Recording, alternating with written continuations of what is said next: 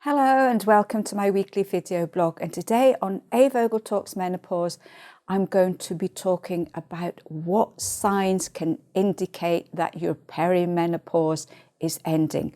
If you like my tips and advice, then please subscribe and remember to hit the bell icon so you can be notified of all my new videos. It's so confusing. The perimenopause is a stage where so many different things can happen. And so many women say to me, how long is this going to last? When am I going to be in the menopause itself? This is such a difficult question to answer because it's going to be different for every single one of you. For some, it's going to be quite short. Some of you might not even notice anything going on.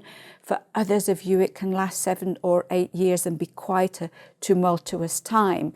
But what I thought I would do today is look at some of the signs that may indicate you're coming to the end of this phase and entering the menopause proper. So what is the perimenopause? So this is the stage where your hormones start to change on the approach to the menopause. Again, symptoms are going to be different for every single one of you. For some, it's all about periods changing. For others, it can be all about the emotional side of things changing. And for some, it can also be a combination of both. For some women too, they notice very little difference in changes. And again, that can be confusing because they're reading and listening about all the things that are going on and wondering why it's not happening to them. So you're all going to have your own particular perimenopause and menopause that's just unique to you. So what are the main signs that you may be coming to the end of the perimenopause? For the majority of women, changing periods are a good indication that things are moving towards the menopause itself. A lot of people will notice that periods will start to get lighter. They maybe only last a day or two.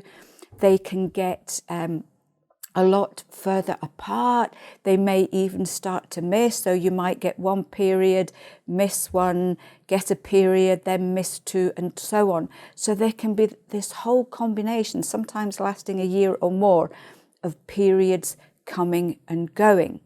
For some women, their periods just stop suddenly, and that is it.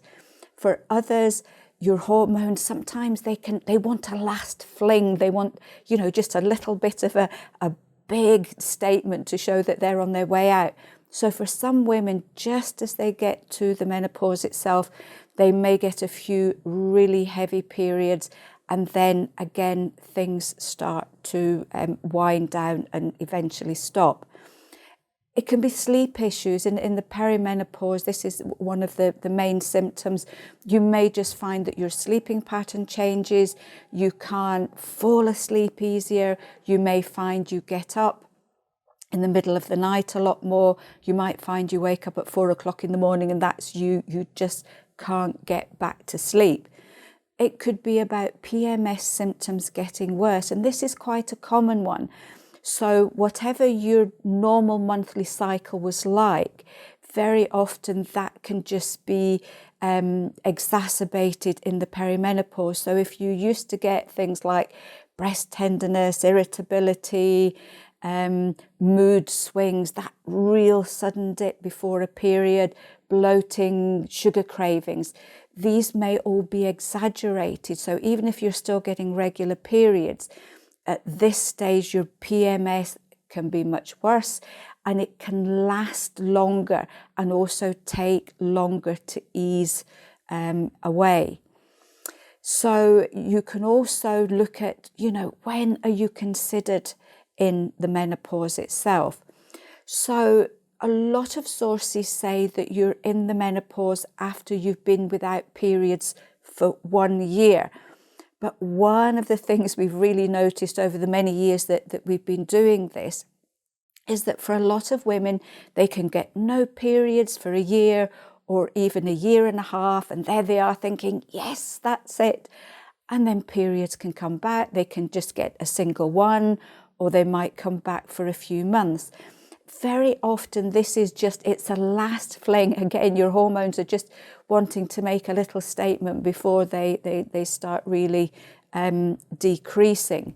It can also be due to other things. So it's really important, especially if you get periods back after a year or more, just to double check with your doctor, because it could indicate things like fibroids or cysts or even a prolapse. So don't just take it that this is normal. Do get this double checked.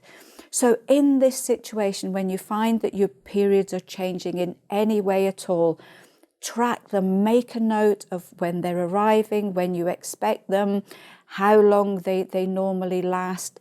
So you can do a diary, you can do your calendar, you can get these fabulous apps now where you just put everything in and it does everything for you. And what you'll find is you can then look maybe over 6 months at a time, and you can notice the changes going on. And that's one of the best ways to find out whereabouts exactly you are in the perimenopause and leading up to the menopause. So the other things that you can do, if you're in the perimenopause, if your periods are starting to tail off or get shorter or starting to miss, or you're in the menopause itself and you need a little bit of extra help, you can look at the menopause support. This contains phytoestrogens and magnesium, which again is wonderful for mood and energy. And just look after yourself well. Just put yourself at the top of the list as much as you can, because that's going to help you no end. So I hope you enjoyed this one. It's a very confusing stage, I know. Everybody's very different. So if you have any questions, if you're worried about where you are and what's going on, please comment and I will be happy to answer you. And until then, I'll see you next week for another edition of A. Vogel Talks Menopause.